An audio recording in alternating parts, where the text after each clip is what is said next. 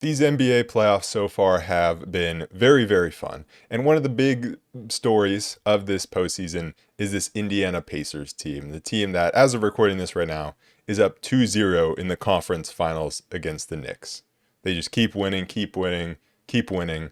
And at this point, I mean, it's possible that they win a championship. Still, they're not favorites for that, but it's possible. Right now, they seem like the team of destiny, because at the end of every game, it doesn't matter how far they are behind, they're going to make every shot down the stretch, and the other team, all of their players are just going to apparently turn their brains off, and they somehow win every close game down the stretch. And so, with the Pacers doing this well, with Haliburton leading this Pacers team to this position, this of course brings up that trade, that the Haliburton and Sabonis trade. Of course, Kings fans talking about it, but also other people seeing what the Pacers are doing, seeing what Haliburton's doing, and they're looking back at the trade. So there's a lot of talk about the trade and maybe why would the Kings give up Haliburton. And from Kings fans' perspectives, some people are very sad watching Tyrese Haliburton. I'm not one of those people. I'm not one of the people that gets sad watching a Tyrese Haliburton, or in another scenario, like constantly gets sad watching Luka Doncic and thinking what could have been. So I didn't think I was going to revisit this trade, but there's just been so much discourse online about this trade, people bringing it up, and mainly people talking about the Kings losing this trade. And I obviously understand people's perspectives, especially people who have an outside perspective, who aren't Kings fans, who don't watch the Kings a ton. And they just look at it and they see the success that the Pacers are having and the things that Tyrese Haliburton is doing. Also, then the struggles of the Kings and the perception around Domantas Sabonis. And I can obviously understand why people look back at the trade as a massive loss for the Kings. I can also understand Kings fans who look back at it and of course are sad that we gave up Tyrese Haliburton and that he's no longer a King. Like, I get it. But I don't agree with the notion that the Kings lost this trade. And maybe some people view trades as one team has to win and one team has to lose. And if that's the case, like, sure, the Pacers got the better end of this deal. But I believe two teams can win a deal and they don't have to win to the same extent. Obviously, this was an amazing trade for the Pacers, but I still see it as a good trade for the Kings. And I think there are really three things that kind of get missed when people are talking about this trade, or maybe things that people aren't considering. And so the first thing is just from a Kings fan perspective. I would do the trade again every single time if I had the chance. Because I think it's important to look at the context surrounding this trade and look at where the Kings had been. The Kings hadn't made the playoffs in however many years at that point. I don't know exactly what it was at when the trade happened. But I, as a Kings fan, had never seen the Kings in the playoffs. I mean, they were in the playoffs when I was like 3 years old last, right? So I had never been able to see this team in the playoffs. I had never been able to see this team be successful. And so I think it's important to understand how desperate the Kings were for any success, and that the goal was not maybe what the Pacers' goal was. The Pacers' goal, and maybe most other teams' goals, is to build for a championship. But the Kings' goal was just to make the playoffs. And so I think it's important not to rewrite history, and now that the Kings did make the playoffs, think that the goal was more. Because as much as someone might want to say that, of course, you want to build for a championship and you want to build for sustained success, let's be honest, the goal was just the playoffs. And the Kings achieved that goal. And I wouldn't give up the 22-23 season for anything. And that's why I say I would do this trade every single time. But that's not even to say that the Kings couldn't have sustained success. You can question whether it would have ever been building towards a championship, but if they would have made the right moves after the Sabonis trade, I mean, they could have had sustained success. But I think that the second point that is good to bring up, and that kind of ties into this, is that the Kings were giving up the young prospect for the proven player. And yes, Tyrese Haliburton had been amazing, but he was still a young player. And so anytime you're making a trade where you're the one trading the prospect and trading for the proven player, I feel like there's always an understanding that that prospect may go on to be better than the player that you are trading for, but that's not the point. Because the point was that the Kings had De'Aaron Fox and the Kings had Tyrese Haliburton. And so sometimes people bring up, well, why didn't they trade De'Aaron Fox? And the answer is simple. The answer is De'Aaron Fox had less value than Tyrese Haliburton. They were both really good players, but De'Aaron Fox at that point just had less value. And so the Kings, as a team whose ultimate goal was just to make the playoffs, see these two guards that they have and they say, we need to maximize the value of one of them. And that's what they did. And they traded Tyrese Haliburton for Sabonis to fit together and to try to make a playoff push. And of course, they didn't make the playoffs the season the trade happened, but the next season, all of a sudden, they're the 3 seed. And so that's ultimately a success. They could have picked the Haliburton path, in which it would have taken a longer time to probably get to the playoffs, or they pick the Fox and Sabonis path, in which they tried to make the playoffs right away. And the thing about the Fox Sabonis path is it's not like you're even trading for like some aging stars. Like they're still relatively young players, just Haliburton's a lot younger. And so for me, when I look at it, like there are these two paths, and we have no idea what would have happened if the Kings had selected the Tyrese Haliburton path.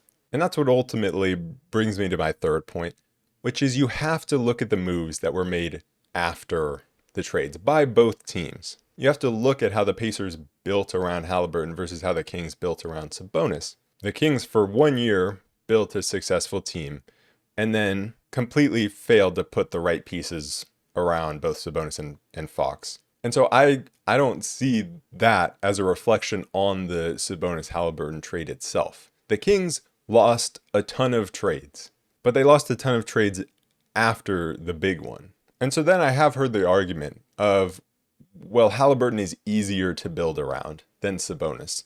And I think that is true. It's easier to build around a guard who can shoot and pass and do what Haliburton does. Even if he isn't a great defensive player, it's easier to build around someone who isn't a great defensive player as a guard at the point guard position than someone who isn't a great defender at the center position. And there are also other factors that go into maybe building around Haliburton is easier than building around Sabonis.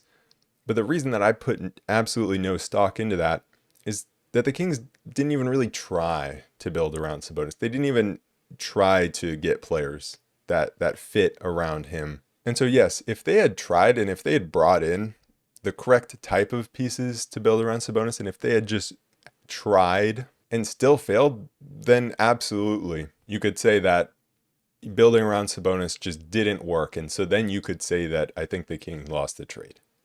But that's not what happened. The Kings did not bring in players that complemented Sabonis or De'Aaron Fox for that matter. And so when I'm trying to judge a trade, I think there's a difference between trading for a building block and just trading for another piece. And Sabonis is another building block. And the reason I bring this up is because I think you can only really bring up fit if you are trading for a piece to complement your core. But if you're trading for Sabonis, the only thing that really mattered was that he fit with Fox, which he did, because then from there, the Kings had their core of Fox and Sabonis, and so then it was their job to then build it out from there. And so I think you can only judge Sabonis based on his individual performance. If you're trading for the final piece of the puzzle, and they're a great player and they play great individually, but they don't fit, then you can judge them based on the fit. But Sabonis wasn't supposed to be some final piece of the puzzle that fit into some team that was already assembled. The team was supposed to be built around him, and that's what the Kings failed to do. And so that's just why I get slightly annoyed when people bring this trade back up now that the Pacers are having all this success and now that the Kings are not in a great spot.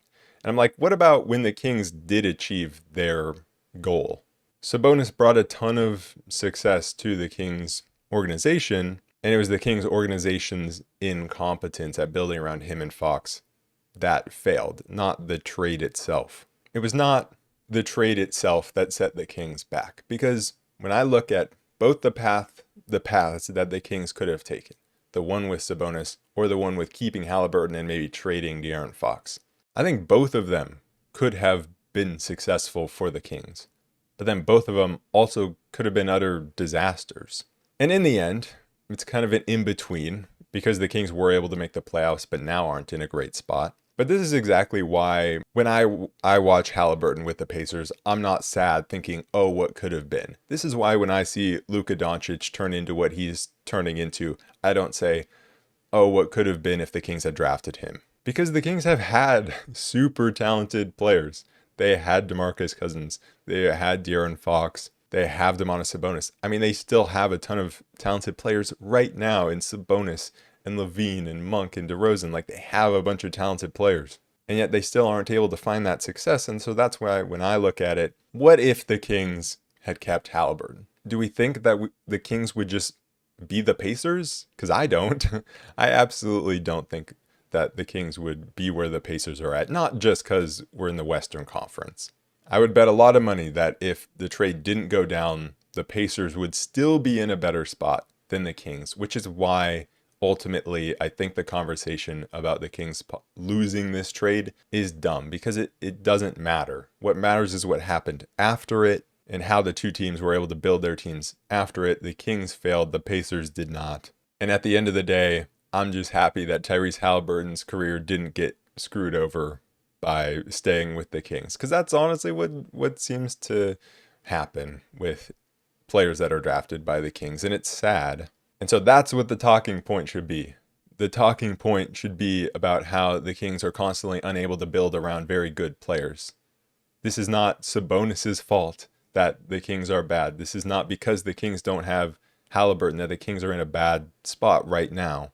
But that's just how NBA discourse goes. I mean, it's like ring culture. If a star doesn't have rings, it's because individually they're not a good player. But if a star does have rings, then they're going to be higher in the all-time rankings, even though it's a team game. When you look at the NBA landscape, there's a reason why certain teams are at the top of the league more than others. There's a little bit of luck in terms of maybe the draft lottery or just how certain guys turn out.